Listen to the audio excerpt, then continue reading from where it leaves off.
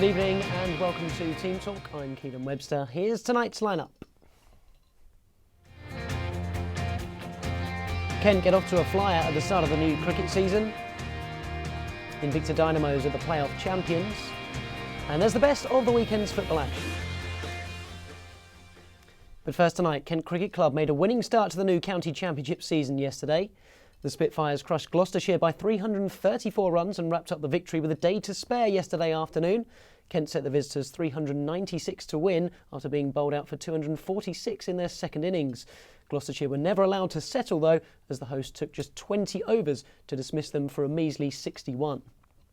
Kent added South African fast bowler Wayne Parnell to their squad this afternoon, but it was one of their more experienced players who was the hero yesterday.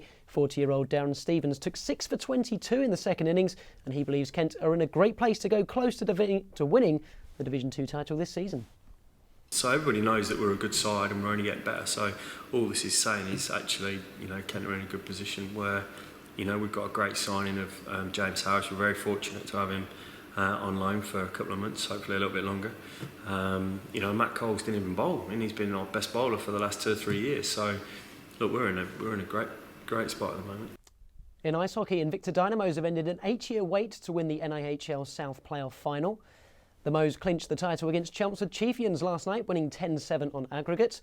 The Gillingham side went into the second leg in Essex with a 5-goal lead after they beat Chelmsford 8-3 on Saturday.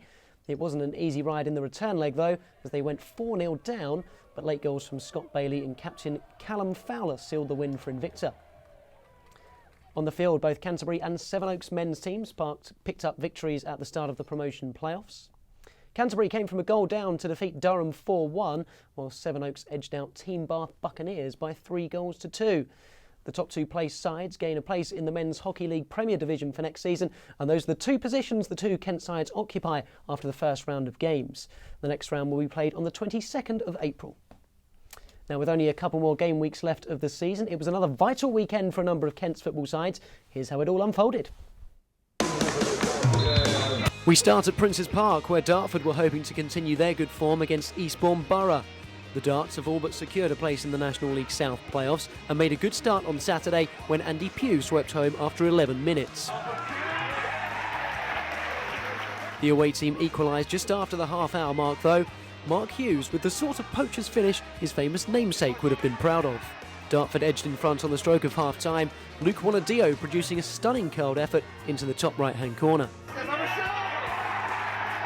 And they had another soon after the interval, this time courtesy of a wonderful solo run and a short finish by Ryan Hayes.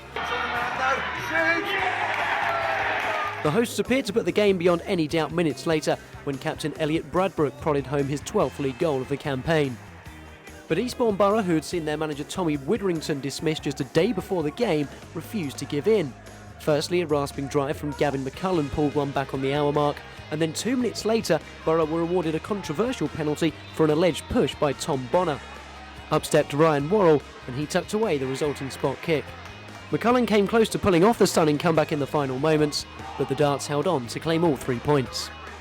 Also in the National League South, Margate conceded a 95th minute equaliser at St Albans, whilst Ebbsfleet couldn't get the better of Truro.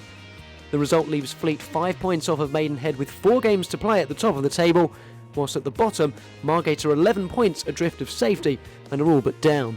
In the Ryman South, Sittingbourne were hoping to cause a dent in Carshalton's playoff push. Following a dull first half, Jill Carvalho came close to giving the Brickies the lead on 62 minutes. Carshalton ought to have broken the deadlock just 5 minutes later though, but somehow contrived to miss this golden opportunity. And they were made to pay as the Brickies won it with the game's only goal, Jack Stevenson pouncing on some sloppy defending to scramble home. Elsewhere in the Ryman South, Chatham staved off relegation for another week with a win at Chipstead.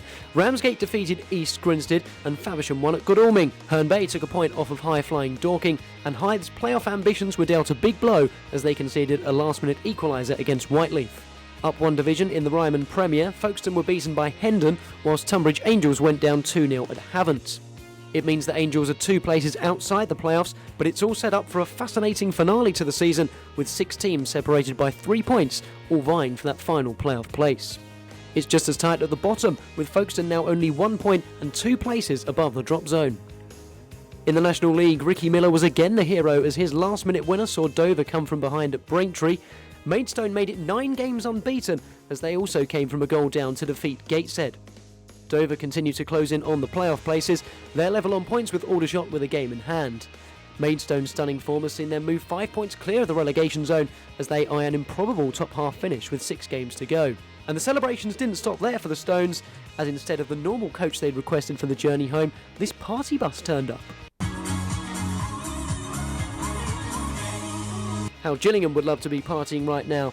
Instead, they still have 4 huge games left in League One after Joe Quigley's first goal for the Gills was only enough to earn them a 1-1 draw at home to Millwall. In basketball, Kent Crusaders booked their place in a playoff final next weekend. Crusaders saw off Ipswich 89-82 at Barking Abbey on Saturday to advance to the NBL Division 2 final. A lightning first quarter saw the Kent side take a 12-point lead, and the Crusaders survived a second-half comeback from Ipswich to win by 7 points. Amin Adamu top-scored with 22 points. John Shadipo picked up 18 and was just 1 rebound away from a double-double. Crusaders will face off against the Thames Valley Cavaliers in the final on the 23rd of April. Now, just before we go, let's have a look at the results for March's Goal of the Month. And the winner, picking up 51% of the votes, was Faversham Town's Liam King for this simply stunning strike against Chipstead. And that's all from us this evening. Don't forget you can follow us on Twitter, Instagram and Snapchat using the handle KM_Team Talk. We'll be back again in a couple of weeks' time with all the latest sports stories from across the county. On Friday, we'll have updates for you from Gillingham's big clash with Bristol Rovers as we look to see if they can move further away from the relegation places. We'll see you in a couple of weeks. Until then, have yourselves a wonderful Easter. Good night.